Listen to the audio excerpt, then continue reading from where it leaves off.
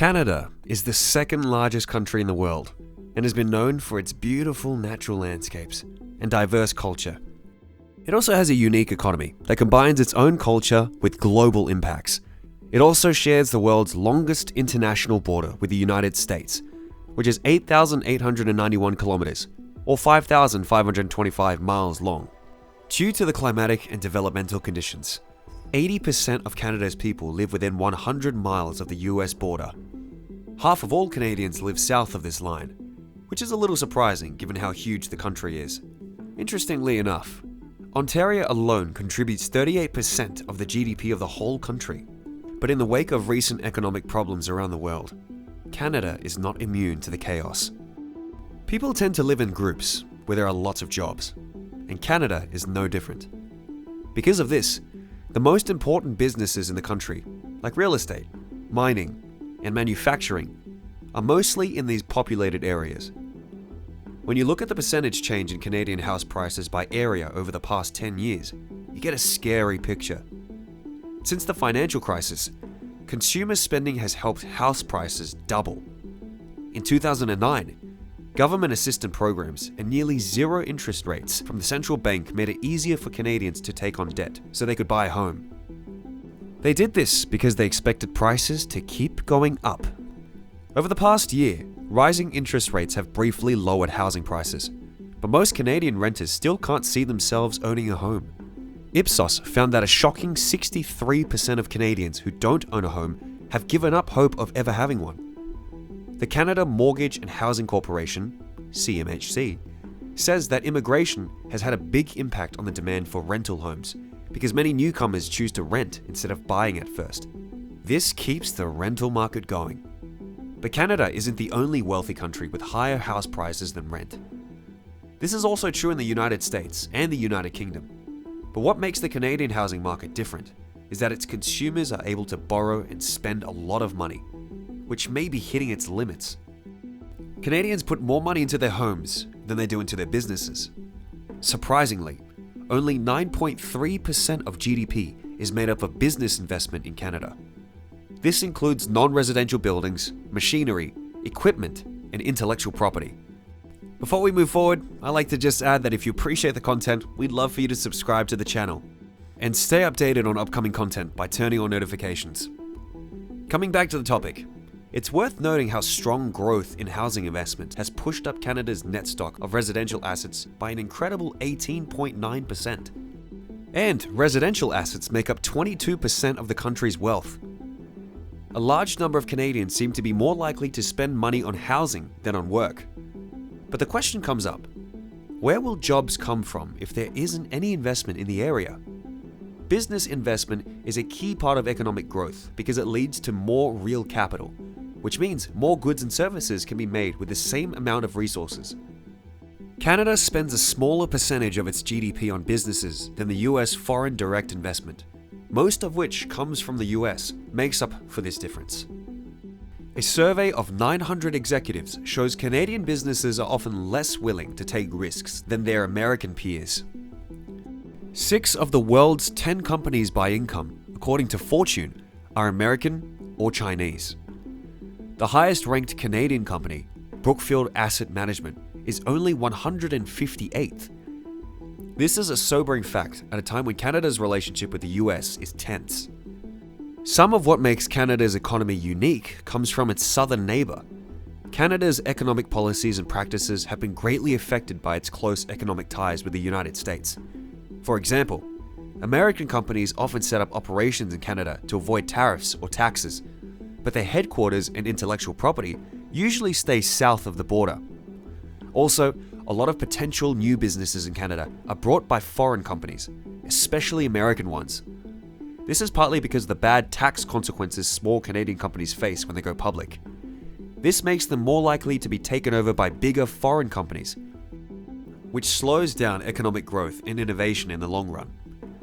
To put things in perspective, the average Canadian yearly income is around $60,000, while the average American annual income is around $80,000. In the end, crossing the line to the south means your average income goes up by almost 33%.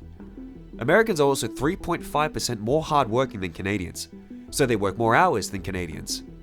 The average American worker is worth $74 an hour, while the average Canadian worker is worth $57 an hour. So what makes this big difference? The biggest reason is the big difference in the amount of capital invested per worker, which economists call capital intensity.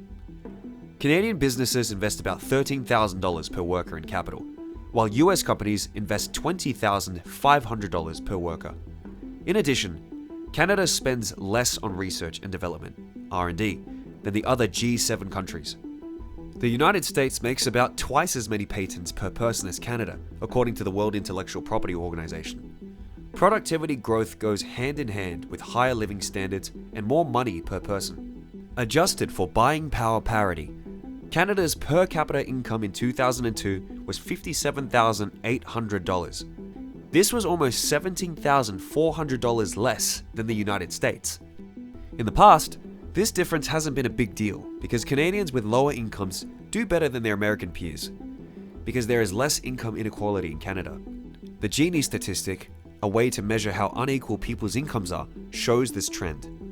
Over the past 4 decades, Canada has always had less inequality than the United States. Still, Canada's economy has to compete hard with those other developed countries. Canada is ranked 14th out of 63 countries by the IMD World Competitiveness Ranking. This is the worst result since the survey began in 1997. The country is now behind dynamic free market economies like Singapore, ranked 3rd, and the United States, ranked 10th, as well as progressive countries like Denmark, the Netherlands, Norway, and Sweden, which are known for strong worker rights and high wages. This competitiveness score is a measure of how productive a country is, not how competitive it is with other countries. Competition is often seen as a driver of new ideas, increased efficiency, and economic growth.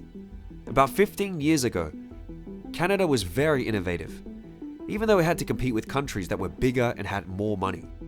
Canada needs to encourage innovation and creativity and use its pool of skilled and bright people from around the world to get its competitive edge back. The IMD report backs up this promise by putting Canada at 11th in the world when it comes to talent. But the most important question is, what's the point of having the ability if it goes south, where people can get paid more? This is often called the brain drain, and Canada has always been behind other countries when it comes to government programs to encourage study and entrepreneurship. The main problem is that Canada has always depended on natural resources for economic growth, which has made people less likely to spend in areas like manufacturing, research, and business. In 2021, mining, lumber, oil, and natural gas, which are all natural resources, directly or indirectly made up 17% of Canada's nominal GDP and 51% of the total value of its goods exports. But Canada's 2 most important products, oil and cars, are having trouble. The high cost of making oil from Alberta's tar sands and the US's decreased reliance on imports makes this a problem. Also, car production has never fully recovered from the 2008 recession. It peaked in 1999 at 3 million vehicles, but it will only make 1.4 million vehicles in 2020. So, growth in the services sector is starting to look like a bright spot. In the past few years, businesses like financial services, real estate, and communications have grown quickly. Toronto, in particular, has become one of the growing financial centers in North America. It is one of the biggest concentrations of headquarters for financial services companies in the Americas. Also, Canada's banking system is at the top of the G7 and is known as one of the most safe in the world. Even though there are problems, Canada has one of the strongest economies in the world. It has a stable democratic government, friendly and confident people, a good business environment, and a reputation for being one of the least corrupt countries in the world. Still, economic growth has always been slower than in other advanced economies, and the OECD's forecasts show that this isn't likely to change soon. Don't forget to share your thoughts in the comments below, and have a great day.